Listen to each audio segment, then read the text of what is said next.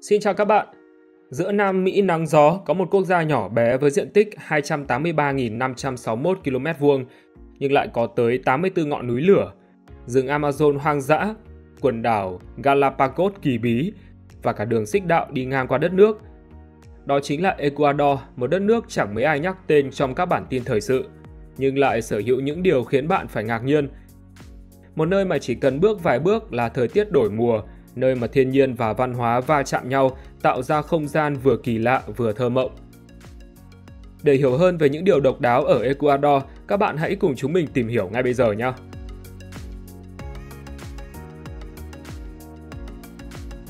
Cái tên mang ý nghĩa toàn cầu. Cái tên Ecuador trong tiếng Tây Ban Nha có nghĩa là xích đạo, tương đương với từ Equator trong tiếng Anh, và đúng như tên gọi, đường màu đỏ chia đôi trái đất thành hai bán cầu cắt ngang ngay trên lãnh thổ của nước này. Tuy nhiên đây không phải tình cờ hay ngẫu nhiên. Khi giành độc lập khỏi Tây Ban Nha vào thế kỷ 19, quốc gia mới đã lựa chọn một cái tên vừa giản dị, vừa hùng hồn, vừa mang tính khoa học lại vừa đậm chất thơ. Không nhắc đến vua chúa, không lấy tên anh hùng hay các biểu tượng truyền thống, Ecuador tự hào đặt tên mình theo vị trí địa lý là Cộng hòa xích đạo. Cái tên ấy không chỉ mang tính biểu tượng mà còn thể hiện rõ trong đời sống văn hóa, khoa học và cả du lịch. Ở ngoại ô của thủ đô Quito có hẳn một địa điểm nổi tiếng mang tên là thành phố giữa thế giới, nơi du khách nô nức đến đứng chênh vênh giữa hai bán cầu Nam Bắc, chụp những tấm hình một chân ở đây, một chân ở kia. Đáng nói là không chỉ có khách du lịch vui vẻ mà cả các nhà khoa học xưa kia cũng từng mê mẩn Ecuador. Chính tại đất nước này, vào năm 1736, đoàn thám hiểm Pháp do Charles Marie de la Condamine dẫn đầu đã đến đo đạc và xác định chính xác hình dáng của quả địa cầu. Sau đó họ đưa ra kết luận rằng trái đất phình ra ở xích đạo. Đây là một khám phá có ý nghĩa không hề nhỏ, và Ecuador là mảnh đất góp phần vào bước ngoặt đó của nhân loại. Cái tên Ecuador tưởng như chỉ là một sự lựa chọn đơn giản, nhưng thực chất là một bản sắc lớn. Nó cho thấy đất nước này không chỉ định danh bằng quá khứ hay dân tộc học mà còn bằng vị trí đặc biệt giữa vũ trụ rộng lớn. Dẫu diện tích không lớn, dân số không đông, nhưng Ecuador lại nằm ở nơi mà mặt trời không nghiêng về phía nào, một hình ảnh vừa công bằng, vừa trung tính, vừa đầy thi vị. Ở đó ngày và đêm gần như dài bằng nhau quanh năm, khí hậu ôn hòa, ánh sáng phân bổ đều và cảm giác như từ thời gian đến không gian đều bắt đầu từ nơi này.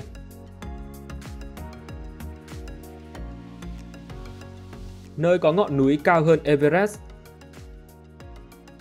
Có thể bạn không tin nhưng quốc gia nằm lọt thỏm bên rìa Thái Bình Dương lại sở hữu ngọn núi có độ cao nhỉnh hơn một chút so với đỉnh Everest. Nằm lặng lẽ giữa dãy Andes hùng vĩ, Chimborazo sở hữu độ cao 6.268m so với mực nước biển. Như vậy thì nó quá thấp để trở thành ngọn núi cao nhất thế giới. Nhưng nếu ta thay đổi góc nhìn một chút, tiến hành đo từ tâm trái đất đến đỉnh núi, thì Chimborazo sẽ đạt độ cao 6.384,4 km, và như vậy đây mới chính là điểm cao nhất trên bề mặt hành tinh này. Thậm chí còn vượt mặt cả đỉnh Everest với độ cao 6.382,3 km. Lý do cho hiện tượng này nằm ở hình dạng của trái đất. Hành tinh của chúng ta không phải là một quả cầu tròn trịa tuyệt đối mà hơi phình ra ở vùng trung tâm, và do Ecuador nằm ngay trên đường xích đạo nên nền đất ở đây cao hơn so với các vùng gần hai cực. Vì vậy, đỉnh núi Chimborazo trên thực tế lại cách xa tâm trái đất hơn bất kỳ đỉnh núi nào khác trên thế giới. Điều đó cũng đồng nghĩa là nếu đứng trên đỉnh ngọn núi này, bạn sẽ là người ở gần mặt trời nhất trên trái đất. Với người dân bản địa, Chimborazo không chỉ là một khối đá khổng lồ phủ tuyết quanh năm, mà là một người cha với sự uy nghi và đầy cảm xúc. Nhiều truyền thuyết kể rằng ngọn núi này từng là một chiến binh hung dữ, đã chiến đấu với Cotopaxi đẹp trai và mạnh mẽ để tranh giành trái tim của nàng Tungurahua. Cuối cùng Chimborazo chiến thắng và kết hôn với Tungurahua, nhưng cả ba đều không thể sống bình yên nên đã hóa thành ba ngọn núi lửa. Ngày nay nơi đây thu hút cả các nhà khoa học, những người mê trekking, leo núi và nhiếp ảnh. Với tuyết phủ quanh năm, không khí loãng cùng địa hình hiểm trở, hành trình chinh phục Chimborazo chưa bao giờ dễ dàng. Nhưng đổi lại, phần thưởng nhận được không gì sánh bằng, đó là khung cảnh hùng vĩ nơi ranh giới trời đất mờ ảo, mây vờn quanh chân núi, ánh mặt trời rát vàng lên lớp băng vĩnh cửu, một khoảnh khắc mà không tấm bưu thiếp nào có thể tái hiện.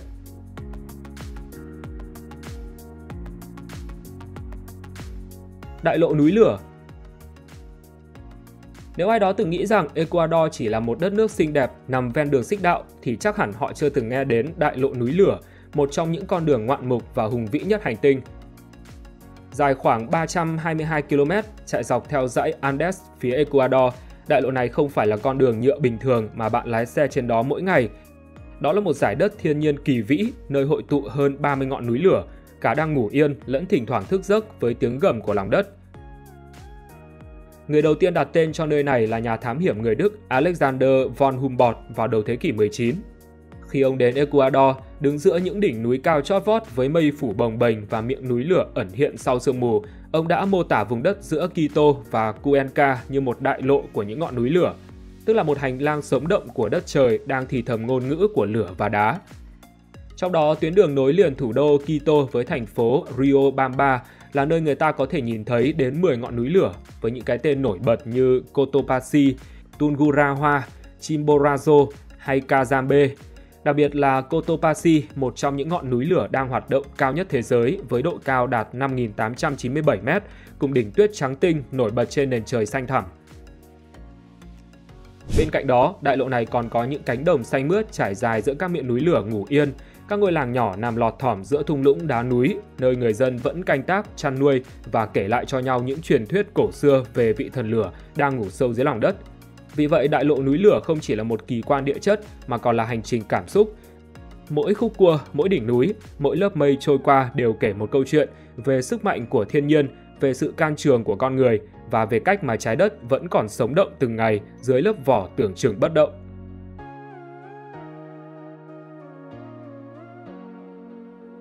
Năm báu vật được công nhận là di sản thế giới. Nếu coi Ecuador là một chiếc dương nhỏ thì bên trong là hàng loạt báu vật quý giá mà nổi bật nhất là 5 di sản thế giới đã được UNESCO công nhận. Đầu tiên không thể không nhắc tới là quần đảo Galapagos, cái tên gắn liền với nhà tự nhiên học người Anh Charles Darwin. Với diện tích khoảng 8.010 km2, nằm cách đất liền khoảng 1.000 km ở ngoài khơi Thái Bình Dương. Đây là một thế giới kỳ lạ, nơi loài rùa khổng lồ sống thong dong, nơi chim cánh cụt và sư tử biển cùng tồn tại, nơi mỗi hòn đảo giống như một hành tinh riêng biệt. Cũng chính sự biệt lập và đa dạng sinh học tuyệt vời ấy đã khiến nơi đây trở thành di sản thiên nhiên thế giới đầu tiên của UNESCO vào năm 1978. Cũng trong năm 1978, thủ đô Quito trở thành di sản thứ hai của quốc gia, nhưng lại là di sản văn hóa thế giới đầu tiên được công nhận trên toàn cầu, cùng với thành phố Krakow của Ba Lan. Nơi đây như một cuốn sách sống ghi lại dấu ấn của hàng thế kỷ, từ thời Inca đến những thánh đường Baroque thời thuộc địa, từ những con phố đá nhỏ hẹp đến quảng trường rộng lớn đầy ánh sáng. Tiếp đến là vườn quốc gia Sangay được UNESCO công nhận là di sản thế giới vào năm 1983. Nơi đây sở hữu diện tích gần 5.178 km, nằm ở phía đông đất nước, là kết hợp cả rừng nhiệt đới, núi cao, thác nước và 3 ngọn núi lửa. Sangay cũng là vùng đất cực kỳ hoang dã và gần như tách biệt với thế giới bên ngoài, đồng thời là nơi trú ẩn của báo sư tử, gấu Andes và vô số loài chim quý hiếm. Di sản thứ tư là thành phố Cuenca, hay có tên chính thức là Thánh Anna của 4 dòng sông Cuenca. Thành phố này có diện tích 3.195 km2, là hiện thân hoàn hảo của sự giao thoa giữa truyền thống bản địa và nghệ thuật thuộc địa Tây Ban Nha. Những con đường lát đá, các quảng trường yên bình và nhà thờ cổ kính đã tạo nên một không gian vừa cổ điển lại vừa nên thơ. Cuối cùng là hệ thống đường bộ của người Inca, một di sản xuyên quốc gia chạy qua 6 nước Nam Mỹ, trong đó có Ecuador. Đây từng là xa lộ xương sống của đế chế Inca, nối liền biển với núi, rừng Amazon với sa mạc ven Thái Bình Dương. Những đoạn đường đá xếp thủ công, những cầu treo gỗ bắc qua vực sâu, tất cả là minh chứng cho trình độ kỹ thuật và tổ chức xã hội của người Inca.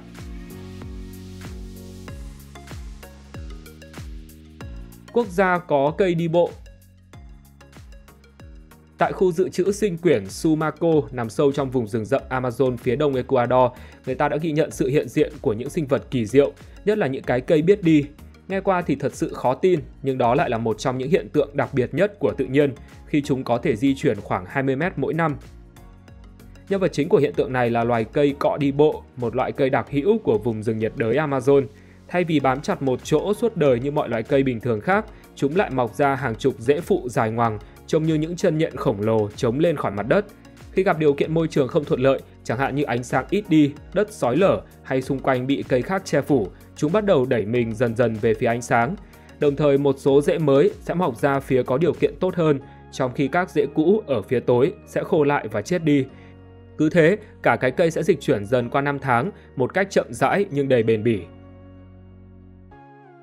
Đến nay, các nhà khoa học vẫn còn tranh luận về mức độ di chuyển thực sự của loài cây này, nhưng nhiều nhà sinh vật học tại địa phương và cộng đồng bản địa đã quan sát và khẳng định rằng hiện tượng cây đi bộ là có thật, và dù khoảng cách chỉ vài chục mét mỗi năm, điều đó vẫn đủ để chúng thích nghi, sinh tồn cũng như vươn lên trong môi trường rừng rậm đầy cạnh tranh.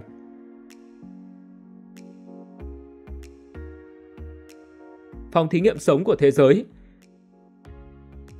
Trong thế giới này, hiếm có nơi nào vừa là hoang sơ, vừa kỳ lạ và vừa quý giá như quần đảo Galapagos, cụm đảo thuộc Ecuador nhưng nằm cô lập ngoài khơi Thái Bình Dương.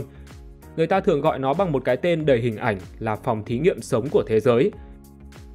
Nơi đây bao gồm 18 đảo chính, 3 đảo nhỏ hơn cùng 107 đảo đá và đảo nhỏ, nằm cách đất liền khoảng 1.000 km.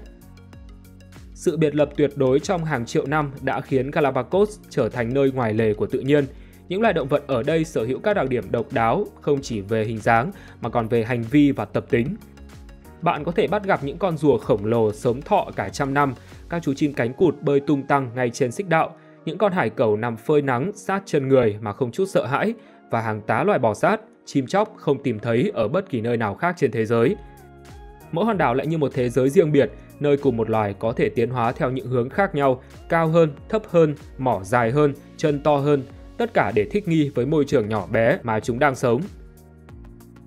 Chính sự kỳ lạ ấy đã cuốn hút Charles Darwin khi ông đặt chân đến Galapagos vào năm 1835. Từ việc quan sát những biến thể khác nhau của loài chim sẻ giữa các đảo, Darwin đã phát triển lý thuyết tiến hóa nổi tiếng, thay đổi cách con người hiểu về sự sống.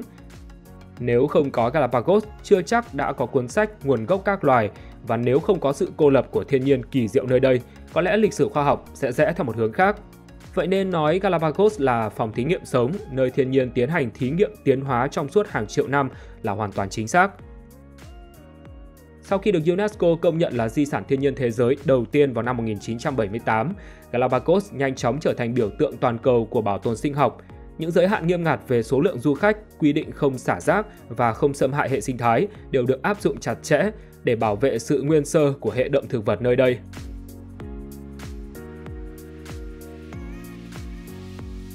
Quốc gia tiên phong về quyền môi trường. Nếu phải kể tên một quốc gia đi đầu trong việc bảo vệ môi trường, nhiều người sẽ nghĩ đến các nước Bắc Âu như Na Uy hay Thụy Điển. Nhưng ít ai biết rằng Ecuador mới chính là cái tên tiên phong mở ra một lối đi chưa từng có trong lịch sử pháp lý toàn cầu, khi công nhận quyền của thiên nhiên. Không phải là quyền con người, không phải quyền công dân, mà là quyền môi trường. Nghe tưởng như chuyện viễn tưởng, nhưng Ecuador đã làm thật và làm từ rất sớm. Năm 2008, khi sửa đổi hiến pháp, nước này đã trở thành quốc gia đầu tiên trên thế giới đưa quyền của thiên nhiên mà họ gọi là mẹ trái đất vào văn bản luật cao nhất, Hiến pháp Ecuador. Không chỉ đơn thuần là liệt kê nghĩa vụ bảo vệ môi trường, mà còn khẳng định rằng thiên nhiên có quyền được tồn tại, được duy trì chu trình sống và được phục hồi khi bị tổn hại. Điều ấy có nghĩa là nếu một con sông bị ô nhiễm hay một khu rừng bị tàn phá, thì chính người dân ở đó sẽ thay mặt cho thiên nhiên và được đại diện ra tòa để đòi lại công lý. Đây không phải là một điều khoản để làm màu. Trên thực tế, đã có những vụ kiện được đưa ra tòa án ở Ecuador nhân danh quyền của thiên nhiên vào năm 2021. Do đó, việc xem thiên nhiên như một chủ thể pháp lý độc lập vừa tạo ra thay đổi trong cách điều hành nhà nước, vừa thay đổi tận gốc nhận thức của xã hội. Từ chỗ xem thiên nhiên như tài sản để khai thác, thì nay đã trở thành một thực thể sống cần được tôn trọng và bảo vệ. Ecuador không phải là quốc gia giàu có, cũng không phải là nước có ảnh hưởng chính trị lớn, nhưng chính sự tiên phong ấy đã khiến thế giới phải nhìn lại rằng bảo vệ hành tinh không cần đợi đến khi đủ giàu, mà cần một tầm nhìn khác biệt, một lòng can đảm dám làm điều chưa ai làm. Và đôi khi, chính những quốc gia tưởng như nhỏ bé lại có thể khơi nguồn cho những thay đổi mang tính toàn cầu. Đến nay đã có nhiều nước bắt đầu cân nhắc luận hóa quyền thiên nhiên, từ New Zealand cho đến Colombia.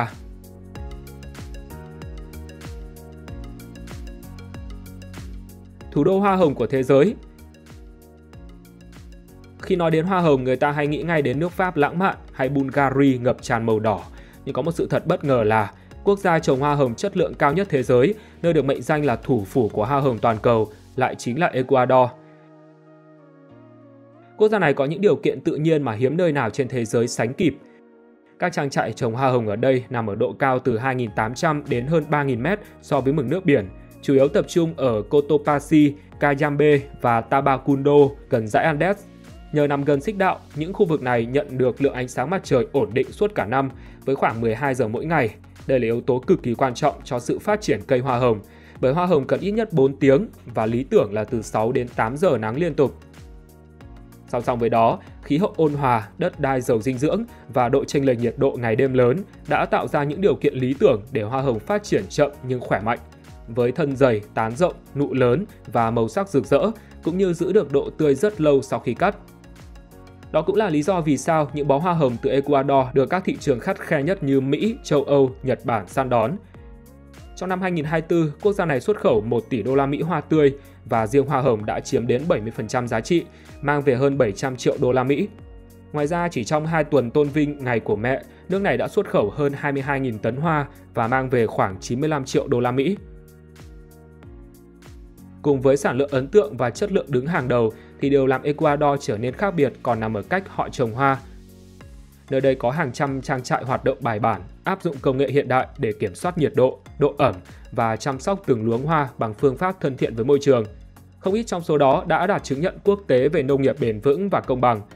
Hơn nữa, ngành công nghiệp hoa hồng tại Ecuador còn tạo ra sinh kế cho khoảng 48.000 người lao động, đặc biệt là phụ nữ ở vùng nông thôn.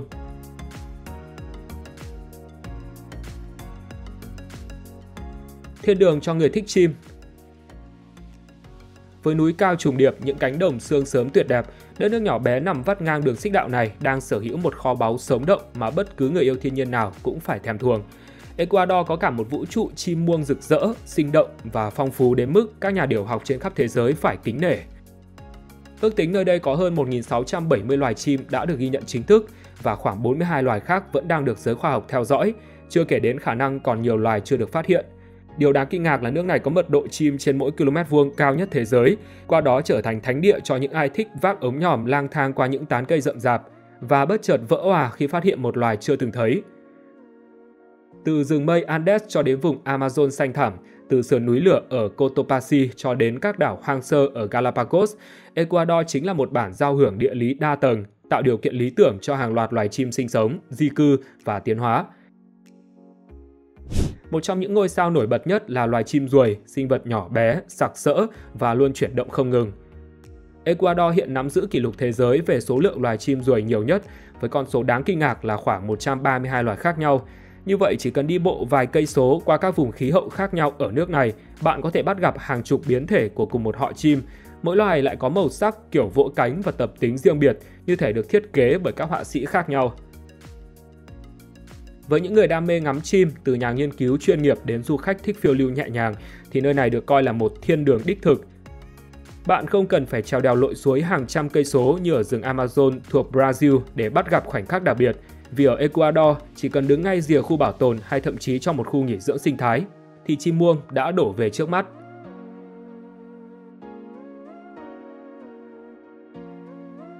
Nơi khai sinh chiếc mũ Panama. Nói đến mũ Panama, người ta dễ hình dung ra hình ảnh quý ông lịch lãm ở một góc phố cổ La Habana hay những du khách Tây phương thư thái bước đi giữa nắng vàng vùng Caribe. Nhưng ít ai biết rằng nguồn gốc thực sự của mũ Panama là từ những làng nghề truyền thống ở vùng ven biển phía nam Ecuador, đặc biệt là các thị trấn như Montecristi và Cuenca. Tại đây, từ hàng trăm năm trước, người dân bản địa đã biết đan mũ bằng sợi của cây cọ Toquila, một loại cọ mềm, dẻo, mọc nhiều ở vùng nhiệt đới. Thoạt nhìn nó có vẻ giản dị, nhưng để hoàn thành một chiếc mũ xịn, người thợ thủ công có thể mất từ vài ngày đến cả tháng trời, tùy độ mịn và độ khó của kiểu đan. Những loại cao cấp nhất có thể cuộn lại vừa một chiếc hộp nhỏ như lòng bàn tay mà không bị gãy nếp mới chính là điểm khó của thiết kế này. Vậy tại sao lại gọi là mũ Panama? Câu chuyện bắt đầu từ thế kỷ 19 khi Ecuador xuất khẩu mũ qua vịnh Panama, nơi lúc đó là trạm trung chuyển hàng hóa đi khắp châu Mỹ và châu Âu. Do phần lớn khách quốc tế mua mũ tại đây nên họ mặc nhiên gọi tên theo nơi mua chứ không để ý đến nguồn gốc sản xuất thực sự. Đỉnh điểm là vào năm 1906 khi Tổng thống Mỹ Theodore Roosevelt thăm kênh đảo Panama và đội một chiếc mũ trắng muốt khiến hình ảnh này lan truyền khắp thế giới. Cũng từ đó tên gọi mũ Panama chính thức gắn liền với loại mũ cọ này. Ngày nay những chiếc mũ vẫn tiếp tục được làm thủ công ở Ecuador và được xem là biểu tượng văn hóa quốc gia. Trong đó, Monte Cristi được coi là cái nôi của mũ Panama, vẫn là điểm đến của giới sưu tầm mũ. Thậm chí có những người sẵn sàng trả hàng nghìn đô la cho một sản phẩm với đường kim mũi chỉ hoàn hảo như tác phẩm nghệ thuật. Đáng chú ý, UNESCO cũng đã công nhận kỹ thuật đan mũ Panama truyền thống của Ecuador là di sản văn hóa phi vật thể vào tháng 12 năm 2012.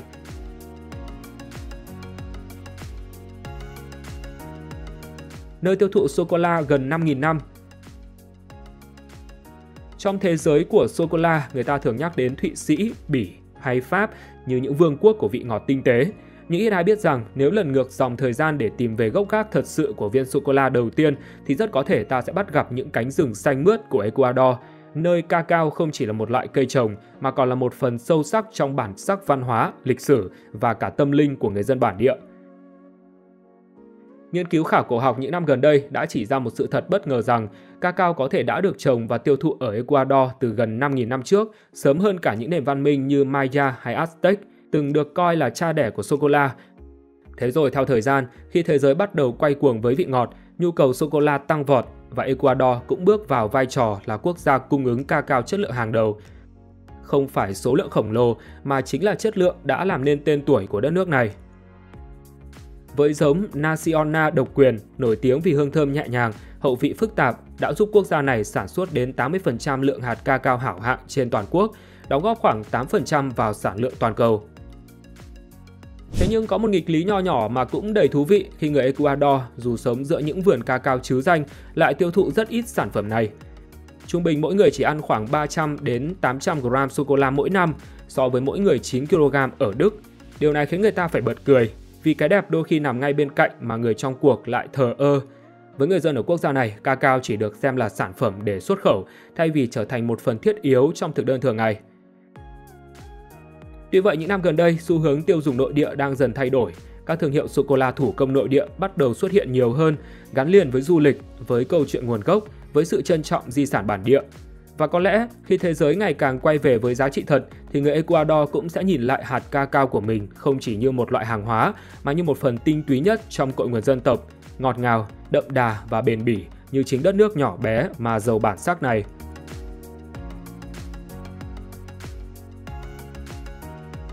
Muốn có thai thì hãy nhảy qua lửa. Ở Ecuador có những điều kỳ lạ mà nếu chỉ nghe qua người ta dễ tưởng lầm là trò đùa dân gian. Nhưng rồi khi đặt chân đến nơi, nhìn tận mắt, nghe tận tai và cảm được không khí lễ hội sôi sùng sục, ngập tràn trong từng ngóc ngách, thì người ta mới hiểu rằng với người dân nơi đây, niềm tin, văn hóa và lễ hội là những mạch chảy sống động gắn chặt với cuộc đời. Vào ngày 29 tháng 6 hàng năm, lễ hội Thánh Phêrô và Thánh Phaolô rộn ràng khắp các thị trấn như Cayambe, Cotocachi và Chimborazo. Nghe tên thì đã thấy nhuốm màu Cơ đốc giáo, nhưng linh hồn thật sự của lễ hội này lại là sự hòa quyện giữa lễ hội Inti Raymi của người Andes cùng tín ngưỡng Công giáo do người Tây Ban Nha mang tới. Sự giao thoa ấy đã tạo ra một không khí lễ hội vừa kỳ lạ, vừa mê hoặc, nơi người ta vừa nhảy múa, hóa trang, vừa nghiêm trang cầu nguyện. Điều đặc biệt là theo quan niệm dân gian ở nhiều vùng, nếu một người phụ nữ muốn có thai thì vào đêm hội trước ngày lễ chính thức ngày 28 tháng 6, họ phải nhảy qua một đống lửa đang cháy. Khi này, lửa mang biểu tượng của sự thanh tẩy, đồng thời là cầu nối giữa sức sống của đất và sự sinh sôi của con người. Do đó, với người Ecuador thì đây là một hành động mang tính nghi lễ, một thông điệp gửi đến vũ trụ rằng người phụ nữ ấy đã sẵn sàng chào đón một mầm sống mới. Và kỳ lạ thay, ở vùng đất này, nhiều người thực sự tin rằng những ca mang thai sau lễ hội là do lửa trao tặng. Ngoài tập tục nhảy lửa, còn có những cuộc diễu hành hóa trang kéo dài suốt nhiều ngày đêm. Người dân hóa thân thành nhân vật truyền thống, quái vật, thú rừng, thậm chí cả bò rừng, cho đến các diễn viên chính với những chiếc mũ khổng lồ, mặt nạ bằng gỗ và những bộ trang phục thổ cẩm đầy màu sắc. Họ vừa nhảy múa vừa chơi nhạc trong tiếng trống, tiếng sáo vang vọng khắp cao nguyên. Những điệu nhảy say sưa kéo dài đến tận sáng hôm sau mà không cần ai dẫn dắt, bởi tất cả đều đã ăn sâu trong máu thịt như một bản năng truyền đời. Cũng trong khung cảnh ấy, bạn sẽ bắt gặp những người nông dân chân chất, vừa cười vừa nhảy, tay cầm ngô nướng, vừa chia sẻ rượu chicha truyền thống, như thể tất cả những gì chân thành nhất đều được bày ra giữa đường.